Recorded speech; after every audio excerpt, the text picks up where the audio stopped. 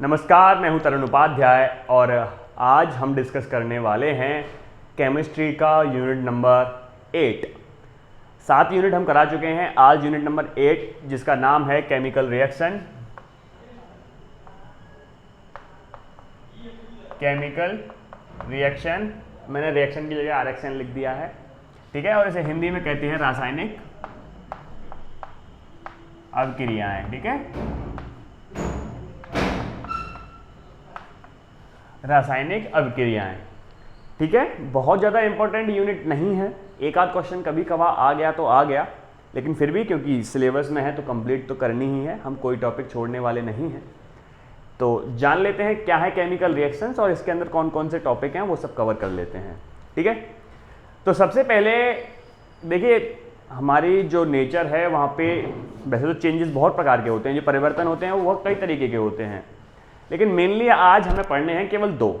एक भौतिक परिवर्तन, रासायनिक परिवर्तन, फिजिकल चेंज और केमिकल चेंज, ठीक है। यानी नंबर 1 पे हमें क्या पढ़ना है, भौतिक परिवर्तन यानी फिजिकल चेंज, और दूसरे नंबर पे हमें पढ़ना है रासायनिक परिवर्तन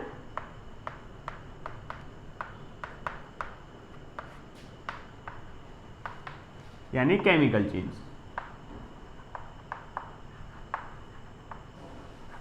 तो देखिए, भौतिक परिवर्तन यानी फिजिकल चेंज क्या होते हैं और रासायनिक परिवर्तन क्या होते हैं। मान लीजिए मेरे पास ये चौक है, चौक को अगर मैं उठा के यहां रख दूं तो कोई चेंज हुआ, कोई परिवर्तन हुआ? एक्चुअली नहीं हुआ है, इस चौक में तो कोई परिवर्तन नहीं हुआ ना। तो हम चेंज किसे कहेंगे, परिवर्तन किसे कहेंगे? जब तक जिस चीज पे हम चेंज करना चाह रहे हैं उसकी शेप में, साइज में और स्टेट में, अवस्था में, आकार में और आकृति में जब तक परिवर्तन नहीं होगा तब तक हम नहीं कहेंगे कि चेंज हुआ है। इसे मैंने यहां से यहां उठा के रख दिया, यहां उठा के रख दिया, वहां उठा के रख दिया, ये चेंज नहीं है। हाँ, अगर मैं इसे पीट के इसका पाउडर बना देता हूं, इसका चूरा बना देता हूं तो चेंज है, क्योंकि इसकी शेप बदल गई, ठीक है। अच्छा, चेंज तो समझ गए। अब ये कैसे पता चलेगा कि कौन सा चेंज केमिकल है और कौन सा फिजिकल चेंज है? तो देखो, अगर चेंज होने के बाद अगर बिल्कुल पहले जैसी ही चीज है तो वहां पे है फिजिकल चेंज, और बिल्कुल ही चीज बदल जाए तो वहां है केमिकल चेंज। समझ रहे हैं मेरी बात को? अगर जो चीज हमारे पास पहले थी, चेंज होने के बाद उसकी प्रॉपर्टी में कोई खास अंतर नहीं आया है तो वहां पे हम कहेंगे फिजिकल चेंज हुआ है, भौतिक परिवर्तन हुआ है। लेकिन अगर कंप्लीटली चेंज हो रही हैं तो वहां कहेंगे केमिकल चेंज हुआ है। फॉर एग्जाम्पल, मेरे पास कागज था, ठीक है, कागज से मैंने बोट बना दी, चेंज तो हुआ। कौन सा चेंज हुआ? फिजिकल, क्योंकि कागज वो अभी भी है, प्रॉपर्टी उसकी अभी भी वही है, बस बोट बन गई है, वो कागज की जो नाप बन जाती है। लेकिन अगर मैं कागज में आग लगा दूं और कागज में आग लगने के बाद क्या बन जाएगा, उसकी राख बन जाएगी, तो ये उसकी प्रॉपर्टी कंप्लीटली चेंज हो चुकी हैं, तो यहां पे कहेंगे केमिकल चेंज। समझ रहे मेरी बात को? इसका एक तरीका ये भी है याद रखने का कि जो फिजिकल चेंज है उसे वापस प्राप्त किया जा सकता है ना। मैं लिख दे रहा हूं यहां पे, फिर से प्राप्त कर सकते हैं, है ना। और केमिकल में फिर से नहीं पा सकते हैं, है ना। Do not get the previous state. हम फिर नहीं, जैसे मान लीजिए, जैसे मैंने आपसे अभी कहा कि हमने कागज में आग लगा दी, अब हमें फिर से कागज चाहिए, क्या आप दे पाएंगे? बिल्कुल नहीं दे पाएंगे। तो फिजिकल चेंज और केमिकल चेंज कंप्लीटली आप समझ चुके हैं। अब मैंने आपको ये बताए हैं कि ये सिलेबस में भी है, लेकिन इसमें बताने का एक और कारण है, केमिकल चेंज। केमिकल चेंज कब होगा? केमिकल चेंज तब ही होगा जब उसमें एक केमिकल रिएक्शन होगी। मेरी बात समझ रहे हैं? जब उसमें एक केमिकल रिएक्शन होगी। तो क्या है केमिकल रिएक्शन और हमें कैसे पता चलेगा कि केमिकल रिएक्शन हुई भी है या नहीं? देखिए, केमिकल रिएक्शन क्या है?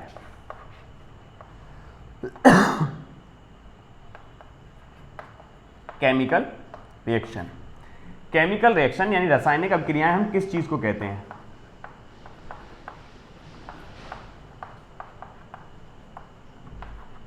तो रासायनिक अभिक्रिया यानी केमिकल रिएक्शन है जब भी कोई भी दो रिएक्टेंट या दो से ज्यादा भी हो सकते हैं, रिएक्टेंट किसे कहते हैं? जो रिएक्शन में हमारे पास पहले होते हैं, वो रिएक्टेंट मिलने के बाद एक नया प्रोडक्ट बना दें तो इसे कहते हैं रिएक्शन हो गई। क्लियर है? जब दो या दो से ज़्यादा रिएक्टेंट आपस में मिलने के बाद कोई तीसरा प्रोडक्ट बना देते हैं तो वहाँ पे हम कहते हैं कि ये केमिकल रिएक्शन जो है हो चुकी है। ठीक है? जहाँ केमिकल रिएक्शन होगी वहाँ पे क्या होगा? केमिकल चेंज होगा, यानी chemical change involve chemical reaction, यानी रासायनिक परिवर्तन के अंदर रासायनिक अभिक्रियाएं भी भाग लेती हैं। क्लियर है मामला? यहाँ तक बात समझ गए? फिजिकल चेंज क्या है, केमिकल चेंज क्या है, केमिकल रिएक्शंस क्या होती हैं। जब दो अभिकारक मिलकर कोई उत्पाद बनाएंगे तो वहाँ पे केमिकल चेंज यानी केमिकल रिएक्शन आपको देखने को मिलेगी। क्लियर है मामला कि नहीं? ठीक है। अच्छा, जैसे आपने चाय बनाई, चाय में चीनी ने भाग लिया, दूध ने भाग लिया, पानी ने भाग लिया, नया प्रोडक्ट क्या बन गया? चाय बन गई। तो यहाँ पे एक केमिकल रिएक्शन हो गई है। ठीक है? अब क्योंकि केमिकल रिएक्शन हुई है इसलिए यहाँ पे एक चेंज हो रहा है। कैसा चेंज हो रहा है? Chemical change. क्लियर है मामला? अच्छा, अब इसके बाद जो अगला टॉपिक आता है वो आता है कि हमें कैसे पता चलेगा कि केमिकल रिएक्शन हो भी रही है कि नहीं, है ना? तो मैं इसे मिटाता हूं और फिर मैं आपको बताता हूं कि हमें कैसे पता चलेगा कि केमिकल रिएक्शन हो रही है कि नहीं। डस्टर कहाँ है? आज डस्टर लेना भूल गया क्या? आइए, तो मैं आपसे कह रहा था कि हमें कैसे पता चलेगा कि कोई भी केमिकल रिएक्शन हुई है कि नहीं। तो देखो, उसमें 4-5 चीजें हैं वो आपको याद रखनी है कि केमिकल रिएक्शन कब कब हो सकती है ना? 4 या 5 कर दूं? नहीं दिख रहा है ऊपर? केमिकल रिएक्शन ये नहीं दिख रहा? एक सेकंड, थोड़ा सा अरेंजमेंट गड़बड़ हो गया है कैमरे का, मैं इसे ठीक कर देता हूं। आप ठीक है? हाँ, तो मैं क्या कह रहा था? मैं कह रहा था कि क्या कह रहा था मैं? मैं कह रहा था कि केमिकल रिएक्शन हमें कैसे पता चलेगा कि केमिकल रिएक्शन हो रही है कि नहीं।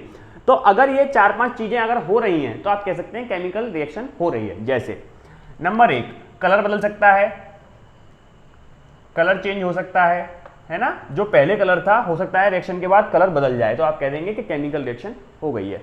स्टेट बदल सकती है, यानी पहले सॉलिड है बाद में लिक्विड बन जाए, या लिक्विड है तो बाद में सॉलिड बन जाए, कह सकते हैं। हाँ, अगर पानी से बर्फ बन रहा है तो यहाँ पे केमिकल रिएक्शन नहीं हो रही है, क्योंकि बर्फ से हम बाद में फिर पानी ले सकते हैं। और मैंने आपको बताया था जब स्टेट को वापस से प्राप्त कर सकते हैं, वापस से ले सकते हैं, वापस से गेन कर सकते हैं, तो वहाँ पे कौन सी रिएक्शन होती है? वहाँ पे चेंज होता है फिजिकल चेंज, वहाँ पे केमिकल चेंज नहीं होता है। क्लियर है? तो मैं क्या कह रहा था? कलर बदल जाए, या फिर स्टेट बदल जाए, या फिर टेम्परेचर भी बदल सकता है सॉरी, या फिर टेम्परेचर भी बदल सकता है। कोई गैस निकल के बाहर भाग सकती है, होता है कई बार ऐसा भी होता है कि हम रिएक्शन करा रहे हैं और कोई नई गैस मिल गई, या पीपीटी मिल सकता है। पीपीटी तो आप समझते ही होंगे। मान लीजिए टेस्ट ट्यूब है और टेस्ट ट्यूब में हमने कोई रिएक्शन कराई तो नीचे जो बन जाता है उसे पीपीटी बोलते हैं ना। जब आप बीएससी में होंगे तो आपने काफ़ी सारे करे होंगे, वहाँ पे नीचे पीपीटी बन जाता था, कभी वाइट कलर का, कभी मोस्टली वाइट कलर का मिलता है। ठीक है? अगर ये चीजें मिल रही हैं देखने को तो केमिकल रिएक्शन चल रही है, केमिकल रिएक्शन चल रही है, केमिकल रिएक्शन चल रही है, यानी वहां पे केमिकल चेंज हो रहा है। क्या क्या हो सकता है आपके साथ? कलर बदल सकता है, आपकी स्टेट बदल सकती है, टेम्परेचर बदल सकता है, गैस निकल सकती है कोई, या पीपीटी बन सकता है। ये तो रही कि हमें कैसे पता चलेगा कि केमिकल रिएक्शन होगी कि नहीं। अब जब केमिकल रिएक्शन हो रही होती है तो उसके अंदर क्या चल रहा होता है, वो वाली बात भी आप जान लीजिए। नंबर 1, रीअरेंजमेंट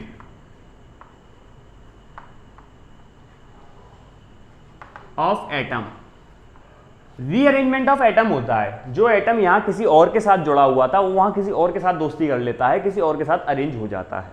क्लियर है? जैसे कभी कभी मान लीजिए हाइड्रोजन और ऑक्सीजन की रिएक्शन चल रही है, तो यहाँ वो किसके साथ था? हाइड्रोजन हाइड्रोजन के साथ था, ऑक्सीजन ऑक्सीजन के साथ था, लेकिन वहाँ जाके आपस में मिल जाते हैं हाइड्रोजन और ऑक्सीजन और जल बना देते हैं, H2O बना देते हैं, पानी बना देते हैं, वाटर बना देते हैं। ठीक है? तो रीअरेंजमेंट हो गया एटम का। तो यहाँ पे रीअरेंजमेंट चलता है, रिएक्शन के अंदर बता रहा हूँ मैं क्या क्या होता है, कब रिएक्शन चलती है। तो रीअरेंजमेंट ऑफ एटम हो सकता है, यानी परमाणुओं का इधर से उधर अरेंजमेंट हो जाना। दूसरी चीज क्या है रीअरेंजमेंट के अलावा? जो पुराने बॉन्ड हैं, old bond break and new bond form.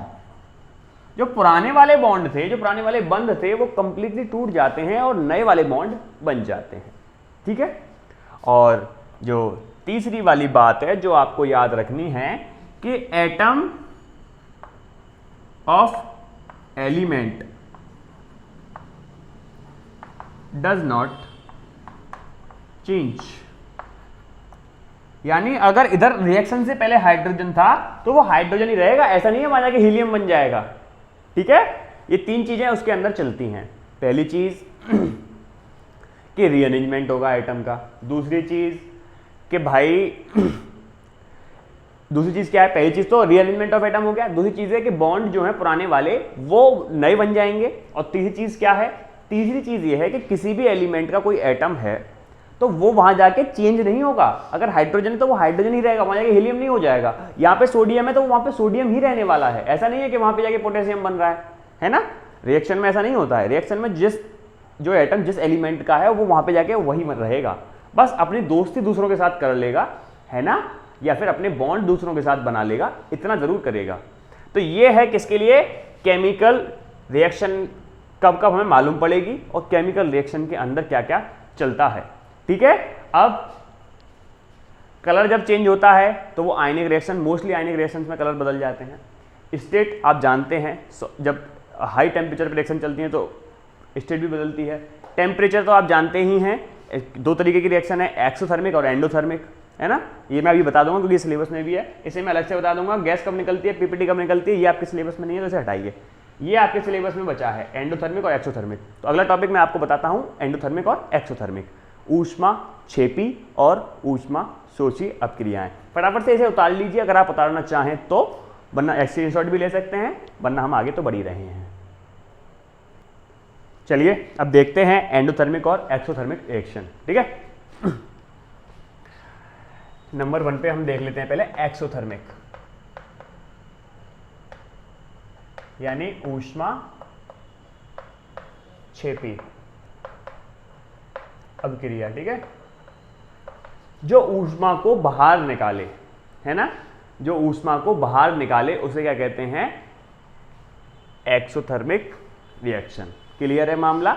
यानी वे रिएक्शंस जिनके अंदर आप लिख सकते हैं इसे, वे रिएक्शंस जिनके अंदर से हीट बाहर निकलती है उन्हें एक्सोथर्मिक रिएक्शंस कहा जाता है। मैं आपको एग्जांपल बता देता हूं।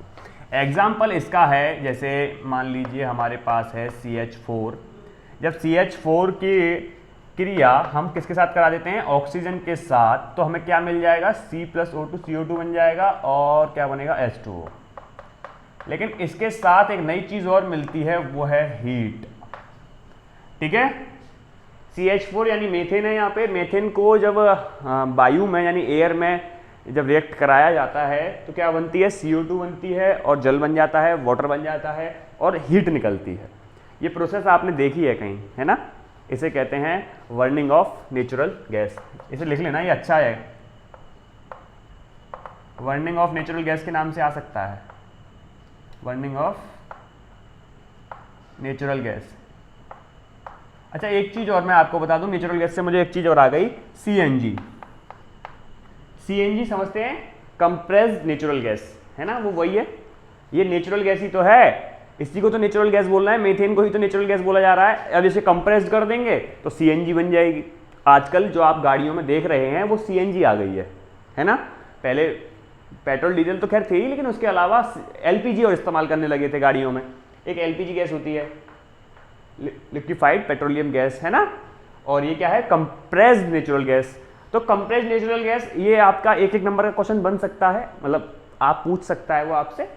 तो कंप्रेस्ड नेचुरल गैस कौन सी होती है, CH4, मैथेन जो गैस है उसी को हम CNG बोल रहे हैं। बस अंतर इतना है कि इसका जो वॉल्यूम होता है, यानी जो नॉर्मल टेम्परेचर प्रेशर पे है, एटमॉस्फेरिक प्रेशर पे जो गैस का वॉल्यूम है उसे इतना कंप्रेस कर दिया जाता है कि उसका 1% बचता है।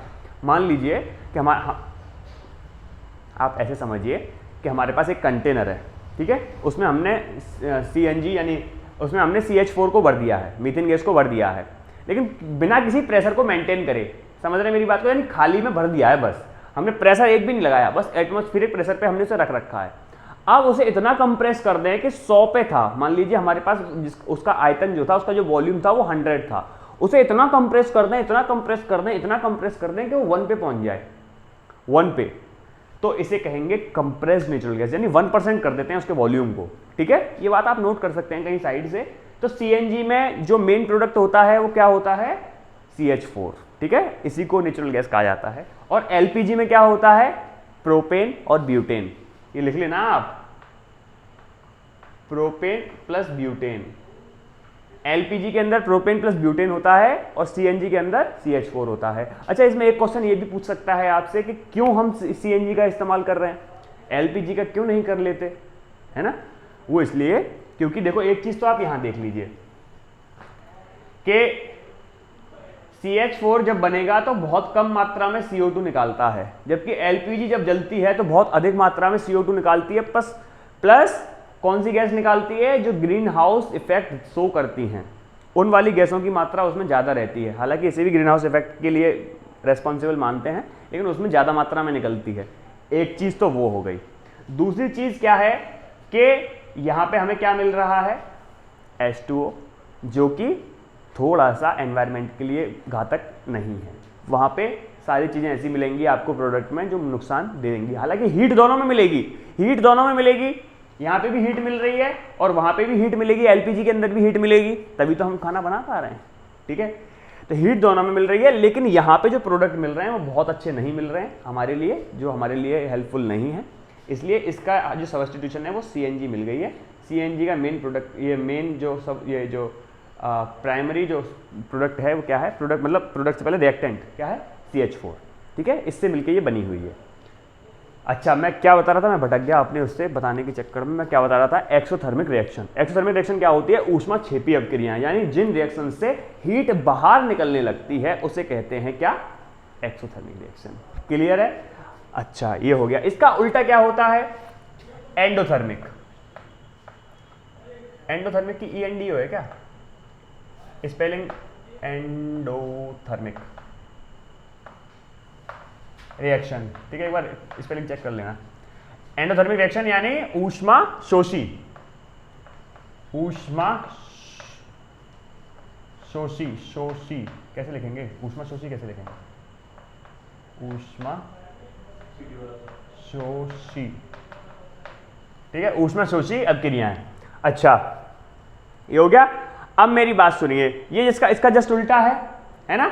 उल्टा कैसे, वे रिएक्शंस जिन्हें हीट देनी पड़ रही है, यहां पे क्या थी, हीट निकल रही थी, यहां पे क्या करना पड़ेगा, जिनको हीट देनी पड़ेगी, वो रिएक्शंस जिनमें हीट आपको सप्लाई करनी पड़ रही है, जिन्हें हीट की जरूरत है, उन्हें क्या कहेंगे, एंडोथर्मिक रिएक्शंस। ठीक है, ये आप लिख सकते हैं। इसका एग्जाम्पल मैं आपको लिखाए दे रहा हूं, यानी कैल्शियम कार्बोनेट CaCO3, इसको जब हीट देंगे तो ये क्या बना देगा, ये बड़ा बड़ा कर लो इसे, ये क्या बना देगा, CO2 बना देगा एक तो, और क्या बच रहा है, CaO।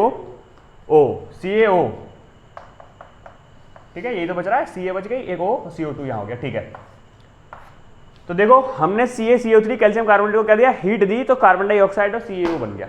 क्लियर है मामला। यानी यहां पे हीट कहां पे थी, रिएक्टेंट के साथ में, यहां पे हीट कहां है, प्रोडक्ट के साथ में।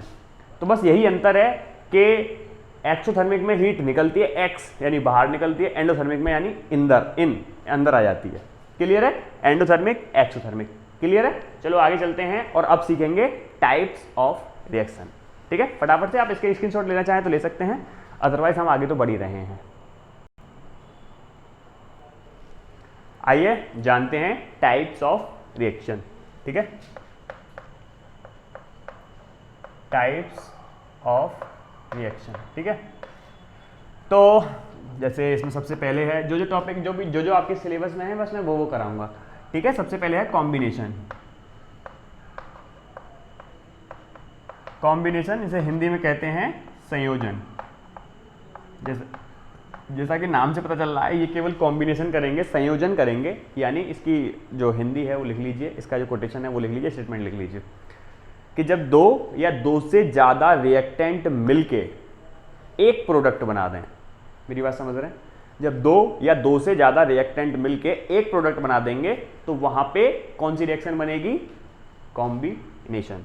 इसके तो बहुत सारे एग्जाम्पल हैं, जैसे C+O2 CO2, H2+O2 H2O, H2+Cl2 HCl, यानी दो या दो से ज़्यादा रिएक्टेंट मिलके क्या बना रहे हैं, एक प्रोडक्ट बना रहे हैं। तो वहाँ पे कौन सी रिएक्शन हो जाती है, कॉम्बिनेशन। सेकंड नंबर पे आती है डिकम्पोजिशन, यानी वियोजन। डिकम्पोजिशन यानी वियोजन। इसमें उल्टा होता है, जब एक रिएक्टेंट टूट के दो या दो से ज्यादा प्रोडक्ट बना देता है। वहां पे क्या हो रहा था, जब दो या दो से ज्यादा रिएक्टेंट मिलके एक प्रोडक्ट बना रहे थे। यहां पे क्या होगा, जब एक रिएक्टेंट, एक अभिकारक टूट के दो या दो से ज्यादा उत्पाद बना दे, दो या दो से ज्यादा प्रोडक्ट बना दे। ठीक है, तो इसके एग्जाम्पल लिख लीजिए, स्टेटमेंट आप लिख ही लेंगे। इसके मैं एग्जाम्पल आपको लिखा दे रहा हूं, जैसे जैसे मैंने अभी आपको बताया, अभी थोड़ी देर पहले बताया CaCO3 वाला। अरे ये नहीं बताया था, तो ये टूट के क्या बना रहा था, एक तो बना रहा था CO2+CaO, ये नहीं बना रहा था। तो देखो एक रिएक्टेंट है, टूट के क्या बना रहा है, ज्यादा प्रोडक्ट बना रहा है। एक एग्जाम्पल तो इसी को लिख दो, एक पोटेशियम क्लोराइड का लिख लो KClO3, तो KCl मिल जाएगा और एक ऑक्सीजन मिलती है। ठीक है, ये अभी बैलेंस नहीं है, बैलेंस बाद में करना सिखा देंगे आपको।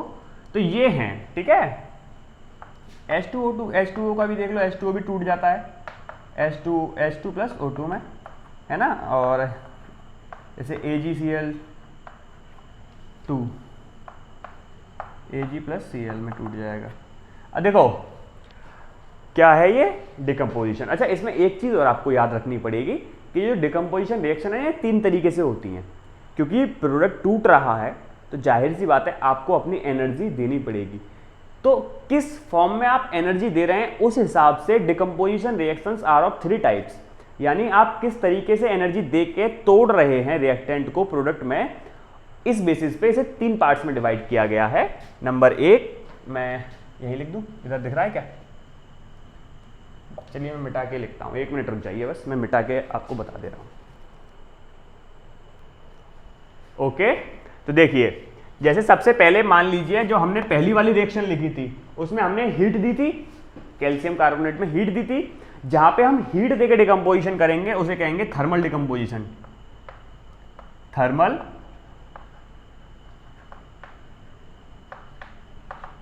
Thermal decomposition. ठीक है, ऊष्मीय वियोजन, हिंदी में कहेंगे ऊष्मीय वियोजन, ऊष्मीय वियोजन।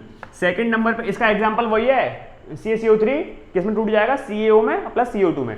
ठीक है, अच्छा दूसरी नंबर पे क्या कर सकते हैं हम, इलेक्ट्रिसिटी दे सकते हैं। इलेक्ट्रिसिटी डाल दो, उसमें ही आपका जो कंपाउंड है उसे डाल दो, इलेक्ट्रिसिटी के जरिए ही हम उसे डिकम्पोज कर देंगे। तो उस पूरी प्रोसेस को क्या बोलते हैं, इलेक्ट्रोलाइसिस। इस पूरी प्रोसेस को क्या बोलते हैं, इलेक्ट्रोलाइसिस। इसे कहते हैं विद्युत अपघटन, हिंदी में कहते हैं इसे विद्युत अपघटन। तो H2O का विद्युत अपघटन ही होता है। H2O जो है वो आपको हीट से नहीं टूटेगा, वो हीट से नहीं टूटता है, वो कैसे टूटता है, इलेक्ट्रोलाइसिस से टूटता है ना।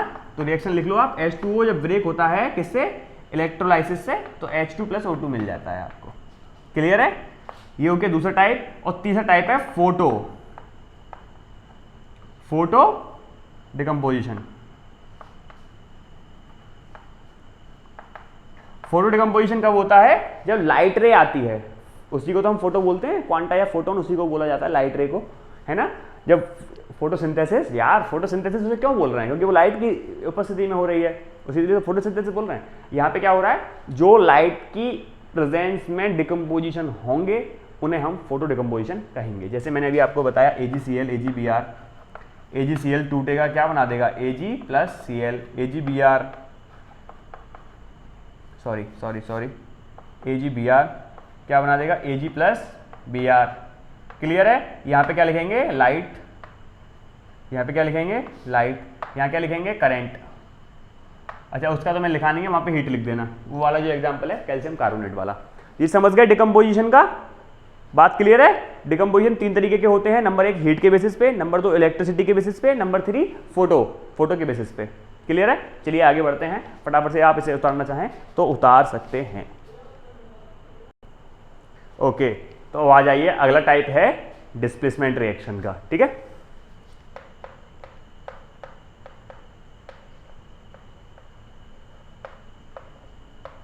जिसे कहते हैं हिंदी में विस्थापन अभिक्रियाएं।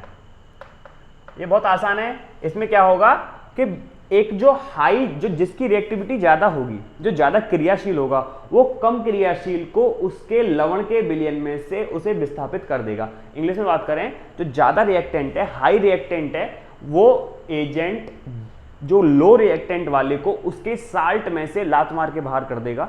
ठीक है, इसी को क्या कहेंगे, डिस्प्लेसमेंट रिएक्शन। समझ में आ रही है बात मेरे? जैसे एग्जांपल में लिख दे रहा हूं, आप हिंदी तो इसका स्टेटमेंट तो लिख ही लेंगे, CuSO4 या फिर चलो CuSO4 से कर लो, क्या है, प्लस जिंक।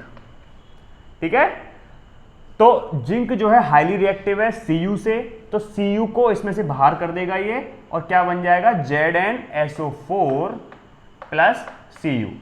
तो देखो Cu यहां से अलग कर दिया, तो इसे कहेंगे डिस्प्लेसमेंट रिएक्शन। क्लियर है? देखो लाइट चली गई है थोड़ा सा, तो मैं एडजस्ट कर लेता हूं, वैसे तो होना नहीं है, लेकिन 2 रिएक्शन और रह गई हैं और हम चाहेंगे तो यहीं कर दें। 1 मिनट बस आप रुक जाइए। ठीक है, अब सही है, देखना सही दिख रहा है? ठीक है, चलिए, तो मैं बता रहा था आपको डिस्प्लेसमेंट रिएक्शन। डिस्प्लेसमेंट रिएक्शन में क्या है, जो हाई रिएक्टिव है वो लो रिएक्टिव को उसके साल्ट से डिस्प्लेस कर देगा। ठीक है, एग्जांपल आपके सामने है। इनके क्वेश्चंस भी कराऊंगा, परेशान बिल्कुल मत होइए, आप परेशान बिल्कुल भी मत होइए। आपको क्वेश्चंस भी कराएंगे, प्रैक्टिस भी कराएंगे, आपकी टेस्ट सीरीज भी कराएंगे, सब कुछ कराएंगे। बस आप धीरे धीरे हमारे साथ बने रहिए। ठीक है, आपको कहीं जाने की जरूरत नहीं है। ठीक है, अच्छा ये हो गया। फिर है डबल डिस्प्लेसमेंट।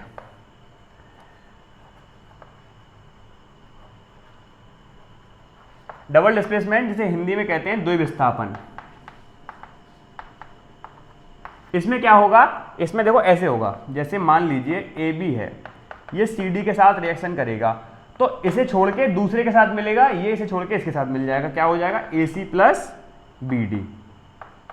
मेरी बात समझ रहे हैं आप? क्या होगा डबल डिस्प्लेसमेंट रिएक्शन के अंदर, 2 रिएक्टेंट होंगे, आपस में एक दूसरे को डिस्प्लेस वो कर देंगे। जैसे ही डिस्प्लेसमेंट हो जाएगा, एक दूसरे का कर देगा, दूसरा पहले का कर देगा।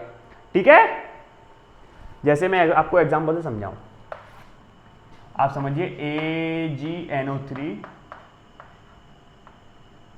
प्लस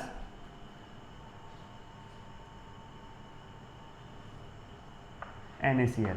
ठीक है, तो क्या बनेगा, AgCl के साथ आ जाएगा, AgCl बन जाएगा, प्लस NaNO3 बन जाएगा। अब इधर देखिए, Na ने किसको डिस्प्लेस कर दिया, Ag को, Ag बाहर कर दिया इसने, और Ag ने किसको बाहर कर दिया, Na को, तो AgCl और NaNO3, इसे कहते हैं डबल डिस्प्लेसमेंट। अगर आप यहां देखेंगे तो Ag किसके साथ जुड़ गया, NO3 के साथ, Ag किसके साथ जुड़ा है, Cl के साथ, गलत कर दिया मैंने, लाइन यहां आएगी, Ag किसके साथ जुड़ा है, Cl के साथ, यानी इसने इसको बाहर निकाला है और इसने इसको बाहर निकाला, ये NO3 के साथ जुड़ गया। यहाँ 2 चीजें डिस्प्लेस हो गई हैं, इसलिए इसे क्या कहेंगे, डबल डिस्प्लेसमेंट रिएक्शन। यानी 2 रिएक्टेंट, एक पहला दूसरे को डिस्प्लेस कर देता है, दूसरा पहले को डिस्प्लेस कर देता है, और ऐसे करके प्रोडक्ट बन जाते हैं, इसे कहते हैं डबल डिस्प्लेसमेंट। इसमें क्या होता है, केवल एक। अच्छा, इसमें रिएक्टिविटी वाली जो चीज आ रही है कि हमें कैसे पता चलेगा कौन ज्यादा रिएक्टिव है, कौन लो रिएक्टिव है, तो जब हम इलेक्ट्रोकेमिकल सीरीज पढ़ेंगे मैं वहां आपको बताऊंगा कौन सी ज्यादा रिएक्टिव मेटल है, कौन सी लो रिएक्टिव मेटल है, उसकी ट्रिक्स भी हैं, वो मैं आपको बता दूंगा। फटाफट से आप इसे उतार लीजिए, फिर बढ़ते हैं आगे रेडॉक्स रिएक्शन की तरफ, यानी ऑक्सीडेशन रिडक्शन की तरफ। देखिए, आज हम वीडियो को थोड़ा सा पॉज कर रहे हैं, लाइट चली गई है, बहुत देर से लाइट नहीं आ रही है ना, तो विजिबिलिटी थोड़ी सी कम है, इसलिए हम वीडियो को रोक रहे हैं, ऐसा हमारे कैमरामैन कह रहे हैं। तो कोई बात नहीं है, बस आपका रह गया है ऑक्सीडेशन और रिडक्शन, है ना, और एक थोड़ा सा जो कैटालिस्ट वाला है वो रह गया है मामला। तो ये 3 टॉपिक रह गए हैं, मैं कल ही सुबह ही शायद कोशिश करूंगा डाल दूं, जैसे ही लाइट आएगी मैं फिर से रिकॉर्ड करके डाल दूंगा। तो आज के लिए इतना ही, है ना, वीडियो पूरी हो चुकी है, बस आपके 3 टॉपिक रह रहे हैं, ऑक्सीडेशन, रिडक्शन और कैटालिस्ट वाला। ठीक है, 3, इसके बाद ये यूनिट आपकी खत्म हो जाएगी, फिर नई यूनिट की तरफ हम बढ़ेंगे। तो आज के लिए इतना ही, मिलते हैं नेक्स्ट वीडियो में, तब तक के लिए हमारे साथ बने रहिए, चैनल को सब्सक्राइब कर लीजिएगा। ये बात मैं बोल रहा हूँ लेकिन आप करते नहीं हैं। ठीक है, आज के लिए इतना ही, गुड बाय, मिलते हैं नेक्स्ट वीडियो में।